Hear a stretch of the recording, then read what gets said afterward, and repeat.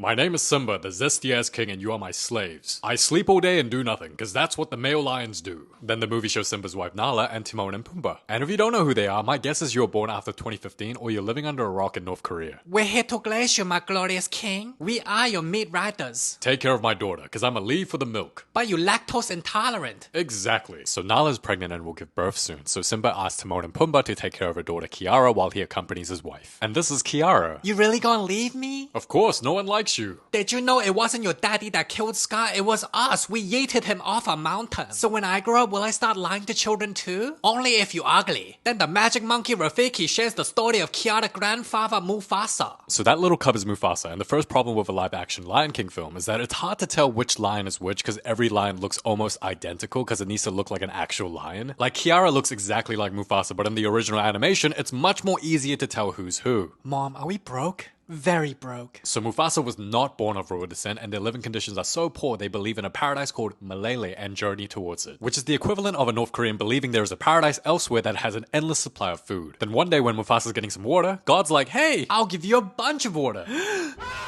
So him and his family start dancing in the flood like, under the sea. Yeet.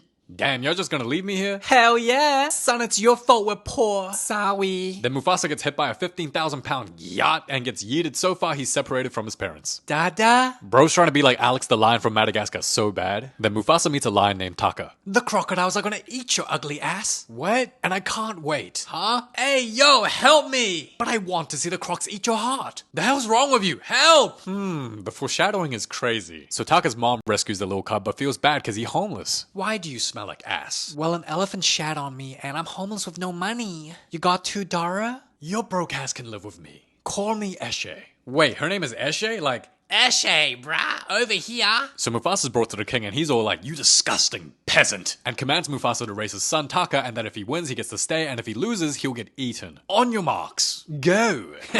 Got him. But Mufasa's tired, weak, and haven't eaten in days, so the race was clearly rigged against him. You are quite chopped, you know, but I always wanted a brother. So Taka lets Mufasa win and the king has an emotional breakdown and orders Mufasa to live with the females. Sound like a good deal to me. Then Taka sings the only song that was funny in the movie. What did you say about my brother? I know he's chopped, that's my brother. Then the two grow up and be besties. Look at that filth ruining my son. Taka, you must learn to be king and sleep all day like me. Lazy ass. Meanwhile, the Eshe, brah, taught Mufasa how to hunt and use his senses. This is because the lionesses are the primary hunters. Which made me realize how are lions called king of the jungle when they don't even live in the jungle and sit around all day expecting the woman to do all the work. That's crazy. Then one day when Mufasa and Eshe are just chilling, white lions pull up and attack. So even the director of this film's like, this is ridiculous. We can't even tell which lion is which, so let's just make the white lions the bad guys cause Disney is woke. Now Taka sees his mom but runs away cause he a pussy. while Mufasa be standing on business and does the rugby tackle which kills a lion. You know, I understand Mufasa's a G-rated film, but how does a tackle kill you? Yo, look at Buddy's face. He's like, oh hell nah. And he runs away. So this lazy so-called king finds out Mufasa saved his wife, so he's like, thanks, peasant. Meanwhile, the lion that ran away gets ganged up and killed by his own gang because the lion Mufasa killed was the White King's son. And this dude be plotting vengeance while a spy sees it all and reports it back to the lazy ass. So I saw you didn't protect your own mother. I was scared. You must not tell anyone. But that be a lie. A king must be deceitful. And that's why tigers are better than lions. Then the spy tells everyone a revenge attack is coming, so the next morning Mufasa and Taka are ordered to flee while the rest stay behind to get murdered. Then the pale lions pull up, and the film would have been much more interesting if they showed the lions fight for their lives, but instead we get lions run circles like they playing Duck Duck Goose, and the king sings a song called Bye Bye, making him look goofy as hell. So pretty much all these lions get murdered, but we don't see any of it. And despite having a head start, the white lions catch up to the two brothers. Which of you killed my son? If your son died from a tackle, should he really be alive? You're scaring the huz. Get him. So the white lions gang up on the darker lions cause they racist. And although bro stood on business, Taka says screw it. Nya, sebenya, and they escape through the water. But the Pale King will not stop their chase until both are dead. I've saved your life twice now. What do you want, a cookie? You just mad I get all the huzz. Then the boys are introduced to Sarabi. You have chicken rice beef noodle? Ni hao, fine shit. You speak a Chinese? Only when I'm gooning. Then we're introduced to Zazu and a younger Rafiki, as we learn Sarabi's family was also slaughtered by the Pale Ones. Look over there, I found some protein. I am going to Melele. What? Why are you gay? And because Mufasa wants to find Malele too, he ends up following the monkey instead of eating him. So they all journey to Malele. Sarabi a baddie with a fatty. What? I'm in love with her. Go shoot your shot. But I'm of royalty. So use that majestic riz. Hero? I love Chinese. Okay. I sniffed you when you slept. Huh? You smell like a dumpling. You very weird. But I'm handsome. You chop cheese. And when they reach elephant territory, somehow the white lions caught up to them. So Sarabi deliberately pisses off the elephants by chucking a wasp's nest at them, which results in the elephants crashing out. Giving the white lion no choice but to retreat. Help! Ah! But I'm scared. Guess Sarabi didn't really think it through as she gets knocked out, but Mufasa with no hesitation saves her like he in a K-drama. And he whispers in her ear like, I got you, baby girl.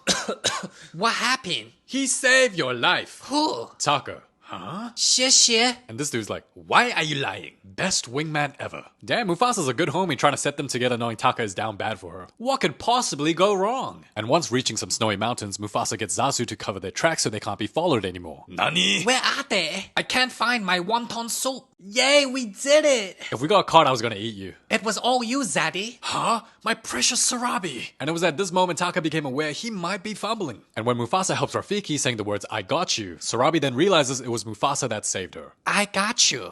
I got you, baby girl. Then later at night, she confronts him about it. You know, Taka's a great guy. You saved me back there, didn't you? I'll beat you with chopsticks, tell the truth. I don't know what you're talking about. You know I've been hitting on you. Why are you ignoring me? Because Taka's the one for you. But he chopped and not 6 feet.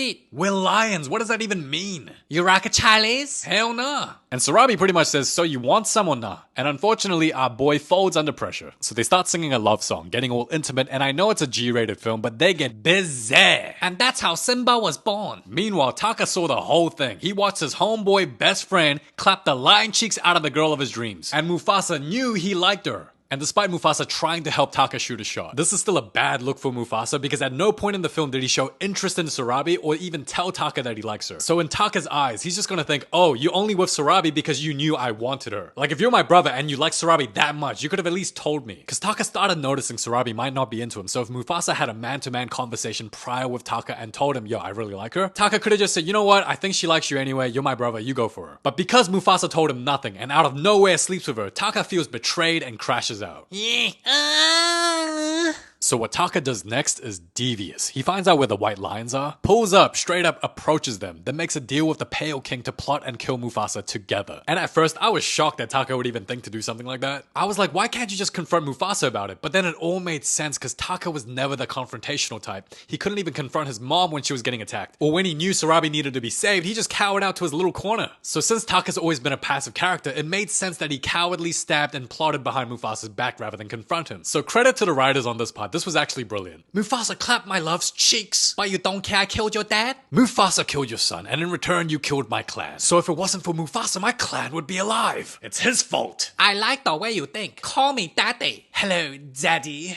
Yes. Then the next morning, Mufasa does the whole, I need to tell you something, but gets interrupted by Taka. And after getting interrupted, he just never brings it up again. Meaning, he still never told Taka about Sarabi. And Taka leaves claw marks behind so the white lions can track them. Then the crew reach Malele, a beautiful paradise with bountiful food and water. And when these two try to go for round two because they're horny, the white lions pull up and target Mufasa. No! It was thanks to your buddy Taka that I found you. Tell me it's a lie! You knew I loved her and you still slept with her. You really gonna crash out because you didn't get laid? It was meant to be me. Not gonna lie, you can't blame Mufasa because Sarabi didn't pick you. Mufasa's only fault was not telling you prior, that's all. So Buddy squares up but is overpowered, so he runs away and gives a speech to all the animals about how the lions will eat them all, acting as if he's not a lion himself. Like bro, you're still a carnivore. Lions only eat meat, so you're bound to eat them eventually anyway. Actually, I'm a vegan lion, like I only eat like fake meat. Yeah. But he somehow convinces the animals to chase the white lions away because Disney is woke, so white equals bad. And while all that is going on, Mufasa is fighting for his life as he ends up facing the final boss. I just feel like if it was animated like the original, it'd be much more entertaining because it just looks like they're wrestling. Now, Mufasa pretty much loses, but when the king's about to finish him off, Taka get the anime power of friendship flashback. And he realizes he was wrong, and with a change of heart, he takes a blow for Mufasa. Now, have you guessed who Taka is by now? It is Scar. Now, despite Taka being in the wrong for selling out Mufasa, I still think it's dope that he changed his mind and saved his life a third time when he had countless chances to see Mufasa die. Then a random ass rock falls for the plot, and the two go under the sea. Under the sea. And when another rock pulls up, Mufasa just yeets the dude towards it and gets him murdered. Bye-bye. And by the time Mufasa swims up, Scar's like, you know I can just drown you, right? Ah, psych. Then the animals celebrate that a carnivore told them carnivores are bad, even though that carnivore will eventually eat them all anyway. And thus Mufasa is declared as king. That's my man. Then Mufasa reunites with his mom again. Where's daddy? He drowned in the flood. No. And as for my brother, he'll be allowed to stay, but I'll never say your name again. Call me Scar, so that I'll never forget. Now from Scar's perspective, this movie kinda crazy. You lose your family, your royal heritage, and the girl of your dreams all gets taken by some homeless dude you saved as a kid. The moral of the story? Don't help the homeless. Wait, so my granddad has no royal blood? Why are you asking questions? And the movie ends with Kiara reconnecting with her family and she gets to meet her younger brother. This ugly thing is my brother. Thank you guys so much for watching, and I'm not gonna lie, it's very difficult to make voiceovers over a very serious live action film, but I had a lot of fun making this. If you watch this movie or have any thoughts, feel free to comment down below. It's been your boy KC, and yeah, till next time.